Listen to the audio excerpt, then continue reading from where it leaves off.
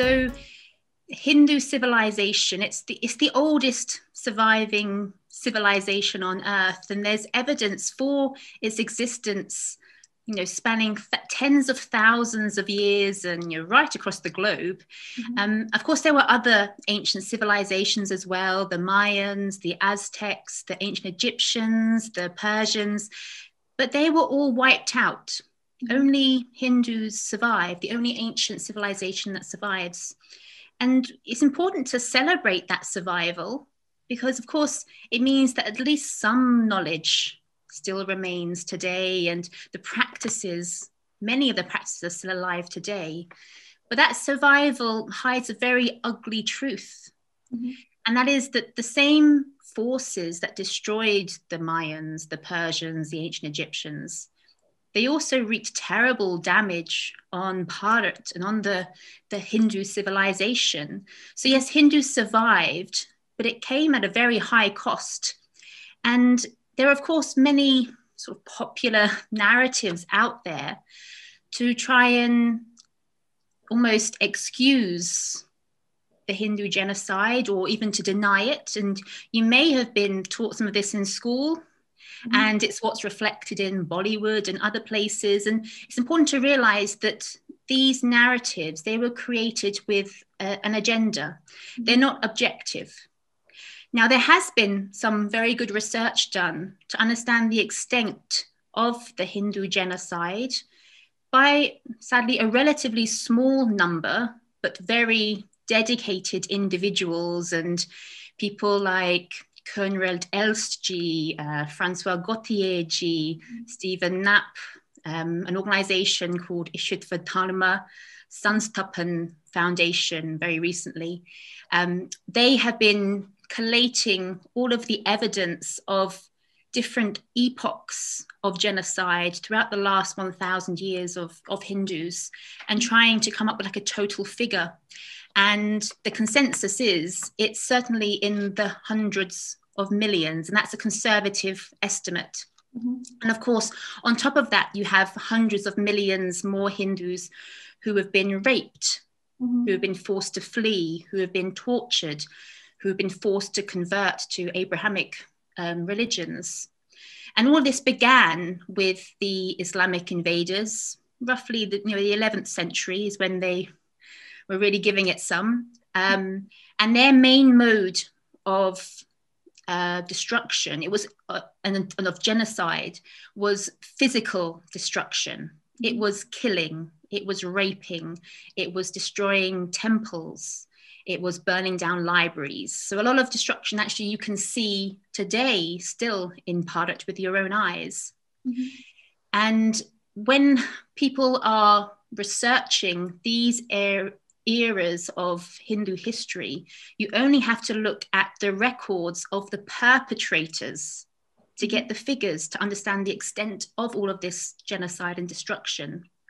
So many of the Islamic invaders, their own secretaries, Muslim chroniclers, they themselves are the sources of these numbers. So for example, the Islamic conqueror Timur boasts in the records of killing 100,000 Hindus in a single day.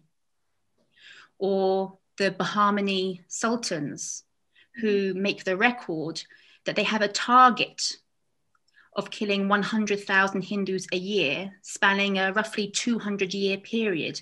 And there are so many of these examples. The Hindu Kush mountains, which span Afghanistan and Pakistan, they're called Hindu Kush because Kush means slaughter. It's the mountains of the Hindu slaughter.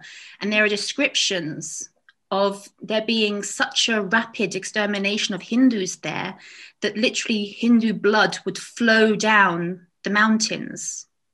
So the extent of the genocide in these periods caused by these Islamic invaders, it's completely undeniable and it's very, very massive. But it's important to realize that Hindus, they fought back really valiantly. And in that way, actually, Bharat is quite unique because of all the countries that Islam tried to establish as a caliphate, to create an Islamic state, it didn't succeed in Bharat because the Hindus were so brave. And there are so many inspirational Hindus that we can be, as we grow up, to inspire us to become brave Hindus as well. And even in the 1600s, the Hindus, they fought back, and also the Sikhs, they fought back so strongly that actually the threat from the Islamists was really quite quelled, under the people such as Chhatrapati Shivaji and such. But unfortunately, that period was relatively short because it really wasn't long until the next set of invaders came in, the European colonizers. And yes, they again had an Abrahamic agenda, but their agenda was also economic.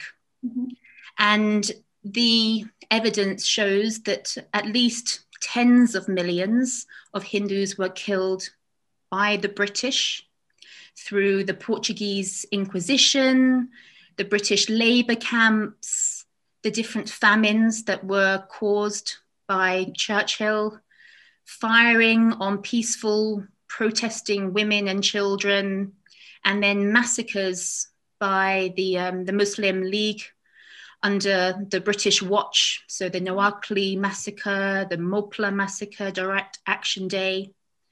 So certainly, a lot of blood, Hindu blood, was spilled by the British.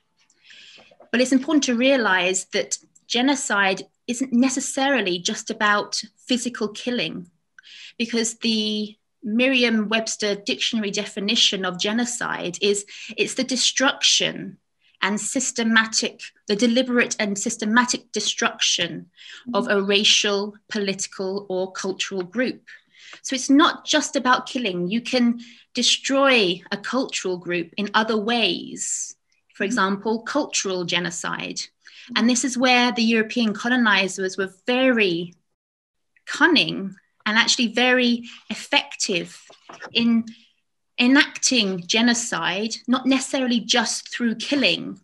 So things like not just destroying temples, but taking control of temples and siphoning off their wealth, completely de-warriorizing or removing the Kshatriya tradition from Hindus by outlawing martial arts such as Kalaripayattu, replacing the really effective and holistic Bharatiya education system with a very biased anti-Hindu British education system, and also misinterpreting and deliberately mistranslating the Hindu Shastras to inject lies into the very literature of Hindu faith.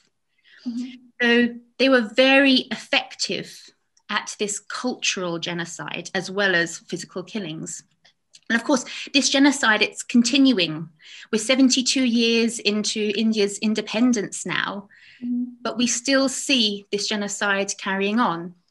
So since becoming independent, obviously the Hindus trapped in the neighboring countries, the Islamic State countries, Pakistan, Bangladesh, they have really faced some terrible, terrible existence, very harrowing accounts. In Bangladesh, 22% of the population were Hindus in 1951. But today that figure's more like 8%. In just the 1971 Bangladesh genocide that was committed by Pakistan, we know the figure of 3 million were killed. But what people don't realize is that nearly 85% of those 3 million killed were Hindus, even though actually Hindus only accounted for 19% of the population in Bangladesh at that time. And of course, genocide of Hindus is continuing in India as well. Take the 202 Godhra massacre of 59 Karsevaks in Gujarat, burned to death by a mob of 1,000 to 2,000 Islamists. And it continues to this day. So hardly a day goes by where you don't hear about a village in Bangladesh of Hindus being burnt down, or of a young Hindu girl in Pakistan being abducted and forced to marry a man 3 times her age of a different religion, or a Hindu in India being shot and stabbed, all for being Hindus. And just my last point is to emphasize that it's not just the Abrahamic faiths that are causing this genocide. I've been focusing on the Islamists and the British Raj with their Christian conversion agendas as well. But it's people of other ideologies, such as communists nowadays. And that's how the Hindu genocide is quite different from genocides of other communities, such as the Jews in Rwanda, in Armenia, because there the perpetrator was generally more of a singular group. Whereas here, when we have the Hindu genocide, there's a collaboration of many different disparate groups, each wanting their final goal of global domination, but collaborating to pick off what they see as the easiest target, which are Hindus. And, if you can bring 100 billion Hindus and convert them to support your ideology or your religion, just imagine how they each become so much more powerful.